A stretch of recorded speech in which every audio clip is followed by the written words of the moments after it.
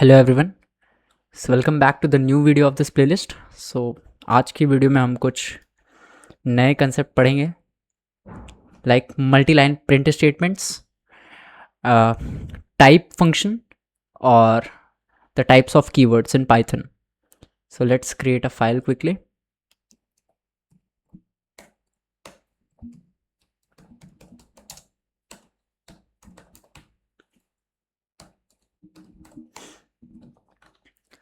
So what is multi line print statement? सबसे पहले हम रिकॉल करते हैं कि प्रिंट स्टेटमेंट कैसे लिखते थे। प्रिंट नॉर्मल लिखा जाता था कुछ इस तरीके से, और यहाँ पे हम सिंगल कोट्स डबल कोट्स के अंदर हम लिख देते थे हेलो। तो ये क्या होता था, डायरेक्टली प्रिंट हो जाता था। Let's close all this and just keep this one here. ये हमारे सिंगल लाइन प्रिंट स्टेटमेंट होते थे, जो कि मैंने अभी अभी यहाँ पे लिखा है। तो मल्टी लाइन प्रिंट स्टेटमेंट कैसे हुए? जैसे कि आप पोम वगैरह देखते हो और कई सारे लाइन्स में होती है। इसी तरीके से मान लो कि अगर हमें स्ट्रिंग बनाना हो, ये एक स्ट्रिंग है, ठीक है, ये स्ट्रिंग है। स्ट्रिंग में आपको एक बहुत मज़ेदार बात बताता हूँ। स्ट्रिंग जब हम स्ट्रिंग पढ़ेंगे तो हम तो समझेंगे ही, लेकिन स्ट्रिंग हम तीन तरीके से बना सकते हैं। एक single comma, single closed comma, like this,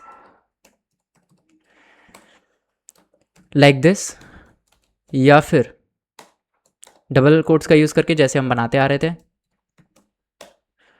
या फिर हम ट्रिपल सिंगल कोट्स का भी यूज़ कर सकते हैं।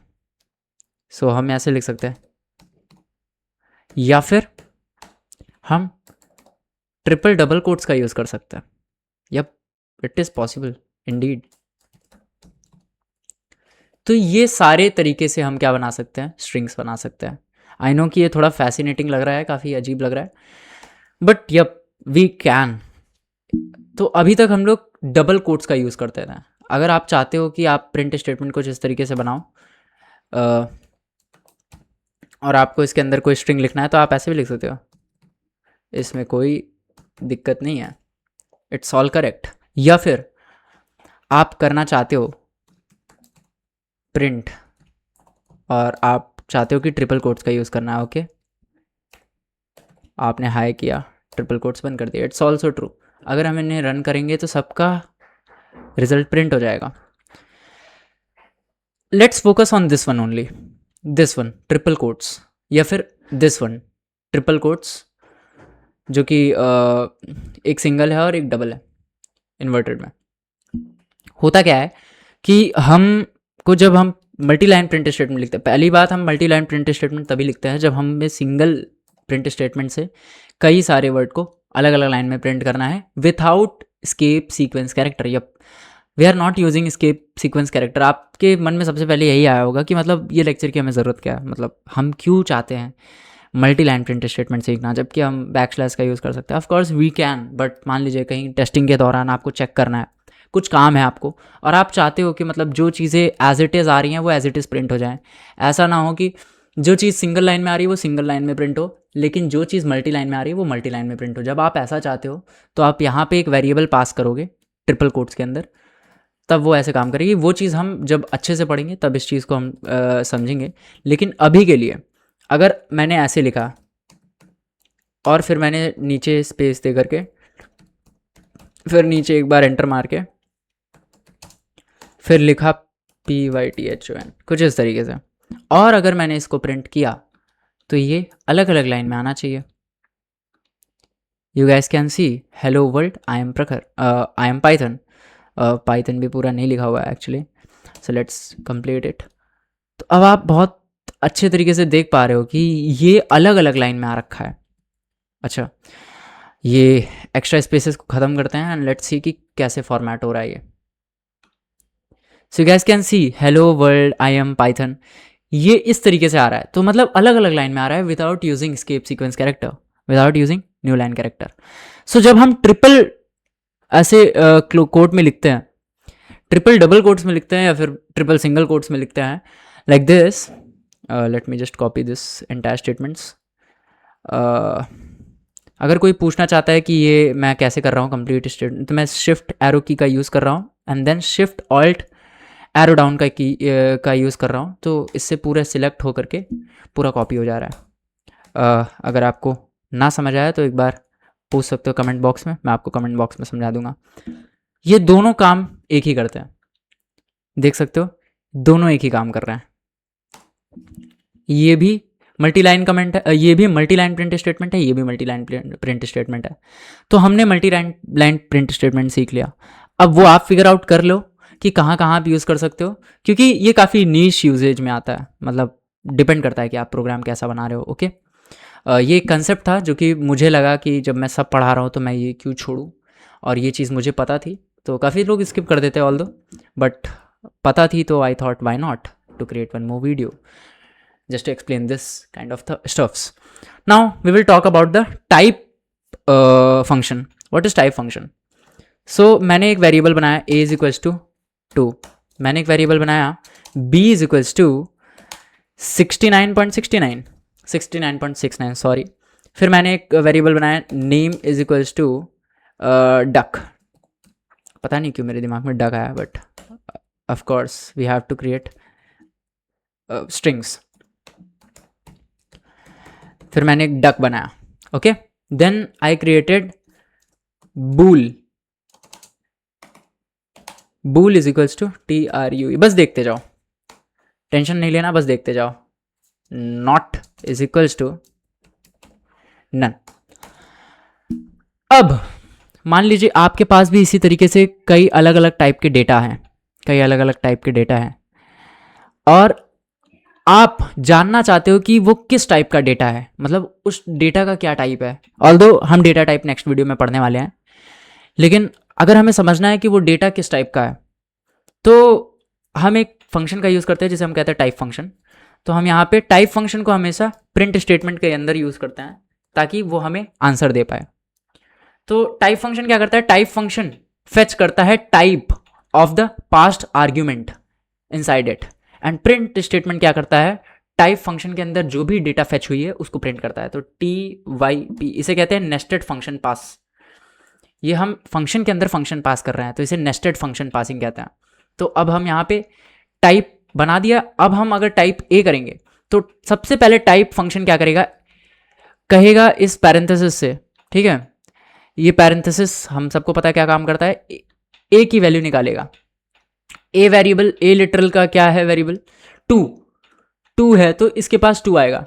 अब ये 2 को एनालाइज करेगा, कि टाइप फंक्शन 2 को एनालाइज करेगा, और एनालाइज करके ये समझ लेगा कि ये 2 जो है एक इंटीजर है। इंटीजर जो होता है वो नेगेटिव, पॉजिटिव और 0 को कंस्टिट्यूट करता है। ये चीज हमेशा याद रखना कि जो इंटीजर होता है वो नेगेटिव, पॉजिटिव एंड 0 को कंस्टिट्यूट करता है, और इंटीजर में माइनस ऑफ ऐसी वैल्यू नहीं आ सकती, माइनस ऑफ 1.3 ये इंटीजर में नहीं आता। ये चीज़ याद रखना, इंटीजर में पॉइंट वैल्यूज़ नहीं आती। पॉइंट वैल्यूज़ को छोड़ करके जो सिंपल वैल्यूज़ हैं, सिंपल इंटीग्रल वैल्यूज़ जो होती हैं वो इंटीजर के अंदर फॉल करती हैं। तो जब मैं टाइप निकालूंगा तो ये इंटीजर पहचान लेगा क्योंकि ये एक इंटीजर वैल्यू है, और जब मैं इसे प्रिंट कराऊंगा तो इसका टाइप क्या प्रिंट होगा, integer. So let's comment it out, क्योंकि ये थोड़ा परेशान करेगा बार बार, और फिर हम थोड़ा कंसोल साफ कर लेंगे। साफ कर लिया, and then we will print. So guys can see, am I doing something wrong here? What the heck? Hello world, I am Python. Wait, yes, अब सही है, एक्चुअली वो एरर था। सो क्लास इंट, सो ये क्लास इंट क्या बता रहा है, ये बता रहा है कि जो भी जिस भी हमने वेरिएबल पे टाइप फंक्शन परफॉर्म कराया है उसका टाइप इंटीजर है। तो अब थोड़ा तरीके से, थोड़ा तमीज़ से अगर हम इसको करना चाहें तो हम यहाँ पे कॉमा दे करके, जो कि मैंने आपको बताया था, जब दो अलग अलग डेटा टाइप को हम सेम प्रिंट स्टेटमेंट में पास करते हैं तो हमें एक कॉमा लगाना पड़ता है, या फिर दो अलग अलग फंक्शन को। तो यहाँ पे दो अलग चीज़ें, एक फंक्शन है और एक डेटा टाइप है जो कि स्ट्रिंग है। तो that DATATYP data type is, अब देखो देखने में थोड़ा तमीज़ वाला लगेगा। तो data type is class int. अब हमें पता चल रहा है कि data type of A is, तो अब हमें सिंपल पता चल जाएगा कि ए जो है इंटीजर है, और सिंपल ए तो इंटीजर था। Similarly we can do for other ones also. 4 थे हमारे पास, एक्चुअली 5, तो 5 है हमारे पास। सो यहाँ पे हमने ए के लिए कर लिया, यहाँ पे हमने बी के लिए कर लिया। We go for name and then we will end name, we go for bool, then we go for not. Just ignore all this positive negative, हमें काम से मतलब है। अब जब मैंने प्रिंट करूंगा तो आप बहुत मज़ेदार चीज़ देखोगे। पहले वाला a was integer, correct. b is floating point value, जो कि डेसिमल है, फ्लोटिंग पॉइंट वैल्यू, तो it's float, correct. Duck is string, मैंने आपको पहले बता रखा था कि स्ट्रिंग हम बनाते हैं इस तरीके से। तो डक क्या है कि स्ट्रिंग वैल्यू है, तो ऑफकोर्स ये स्ट्रिंग वैल्यू है। ट्रू एक बूलियन वैल्यू है। एक्चुअली मैं आपको बताता हूँ कि बूलियन होता क्या है। बूलियन एक ऐसा डेटा टाइप होता है, अभी हम डेटा टाइप नेक्स्ट वीडियो में समझेंगे, तब तक आप बहुत सारी चीज़ें समझ ही गए होंगे डेटा टाइप के बारे में। बूलियन लेकिन ऐसा डेटा टाइप होता है जिसका आंसर हमेशा ट्रू एंड फॉल्स में आता है। सो बूलियन क्या होती है, हमारी दो ही वैल्यू बूलियन होती है, एक होती है ट्रू, एक होती है फॉल्स। सो क्योंकि हमने बूल नाम के डेटा टाइप बूल नाम के वेरिएबल के अंदर ट्रू डाला है, और ट्रू एक बूलियन वैल्यू है, इसीलिए इसका डेटा टाइप क्या होगा, बूलियन होगा। दैट्स वाई ये बूल रिटर्न कर रहा है। फिर आता है नन। नन भी एक डेटा टाइप है। हम किसी वेरिएबल के अंदर जब नन डालेंगे तो उसके अंदर सिंपली नन वैल्यू आ जाएगी, तो उसका डेटा टाइप नन होता है। तो ये याद कर लो आप। और इस तरीके से हमारा टाइप फंक्शन यूज होता है। जहां पे भी हमें टाइप नहीं पता होता डेटा का और हमें टाइप रिटर्न करना होता है, we just use type function, और उसके अंदर वेरिएबल पास कर देते हैं जिसकी भी हमें डेटा टाइप के बारे में जानना हो। अब थोड़ा सा टाइम देते हैं और ब्राउज़र पे आते हैं। थोड़ा सा अपने आप को टाइम देते हैं और ब्राउज़र पे आते हैं, और ब्राउज़र पे सर्च करते हैं कीवर्ड्स इन पाइथन, और यहाँ पे हमें कीवर्ड्स मिल जाएंगे पाइथन के, and we see little bit. हाँ, हम थोड़ा सा इस पे ध्यान देते हैं और समझते हैं कि कितने टाइप के डेटा टाइप्स हैं पाइथन के अंदर। लेट्स क्रिएट मल्टीलाइन कमेंट, क्योंकि हमें आता है तो वाई नॉट। अब आप देख सकते हो यहाँ पे टाइप्स ऑफ रिजर्व्ड कीवर्ड्स।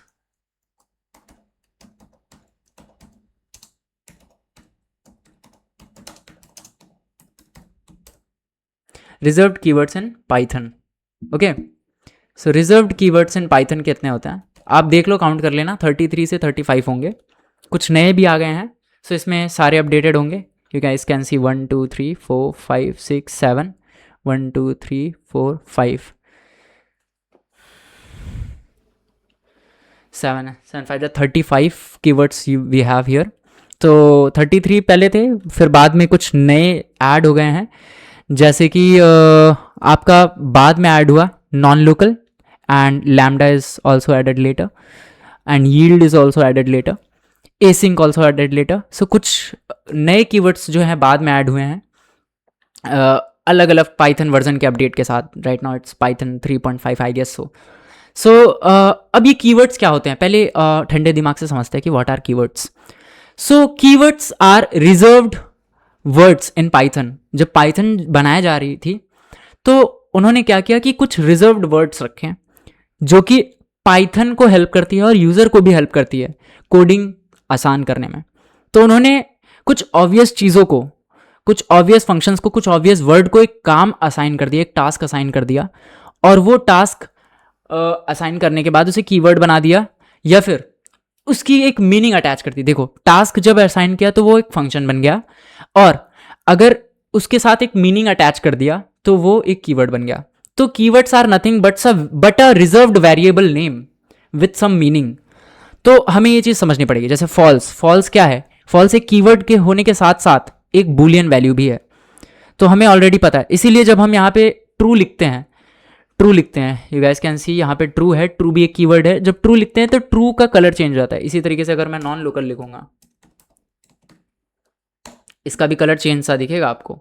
सो ये ट्रू, नॉन लोकल, ये सारे रिजर्व्ड कीवर्ड्स हैं जो कि पाइथन के साथ आता है। और मज़ेदार बात ये है कि अगर आपको सेम नेम के वेरिएबल बनाने होंगे तो आप नहीं बना पाओगे। तो पाइथन में एक चीज़ का बहुत ध्यान रखना है कि जो भी रिजर्व्ड कीवर्ड हैं आपको उनके वेरिएबल नेम नहीं बनाने, क्योंकि आप बना ही नहीं पाओगे तो आप बनाओगे कैसे। लेकिन कभी भी आप बना रहे हो और फंस रहे हो इस पर घंटे भर, तो याद रखना कि आप इनको यूज़ नहीं कर सकते हो, क्योंकि ऑलरेडी बन रखे हैं, इनकी ऑलरेडी एक मीनिंग है। तो एक चीज़ और बहुत इंपॉर्टेंट चीज़, जो बूलियन वैल्यू होती है उसमें कैपिटल टी होता है। ट्रू का टी कैपिटल होता है और फॉल्स का टी कैपिटल होता है, ऐसे ही नन का एन भी कैपिटल होता है। सो ये चीज़ें आपको याद रखनी है। इसी तरीके से फॉल्स एक रिजर्व कीवर्ड है, नन एक रिजर्व कीवर्ड है, true, and, as, assert, async, await, break, class, continue, def, delete, del, elif, else, except, finally, for, from, global, if, import, in, is, lambda, non local, not, or, pass, raise, return, try, while, with, yield. ये जितने भी आप देख रहे हो ये एक reserve keyword है। अगेन मैं रिपीट कर रहा हूं, keywords are just a variable name but with a reserved meaning inside the Python. तो इनके साथ एक रिजर्व्ड मीनिंग है और ये स्पेसिफिक मीनिंग के हिसाब से काम करते हैं।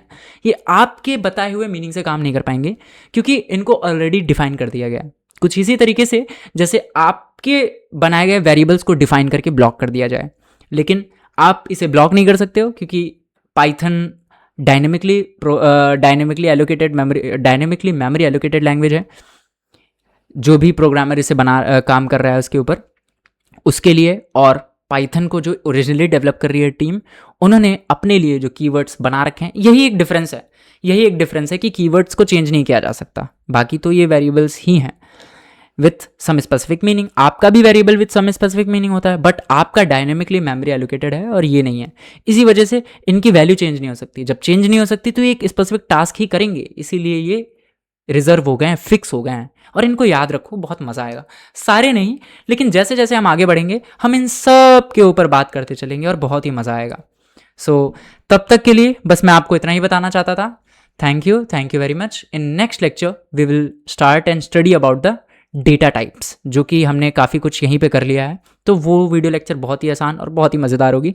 उसके बाद मैं आपको एक क्वेश्चन दूंगा, कई क्वेश्चंस दूंगा जो कि आपको प्रोग्राम करने होंगे, प्रोग्रामिंग सॉल्व करने होंगे। मैं आपको उसी लेक्चर वीडियो में ही कुछ क्वेश्चंस दूंगा and then I will create a separate video, जैसा कि हमने प्रॉमिस किया था, जैसा कि हमने प्लान किया था पहले प्लानिंग वीडियो लेक्चर में, जिसमें मैंने आपको ब्लूप्रिंट बताया कि how we will study all this Python throughout this series.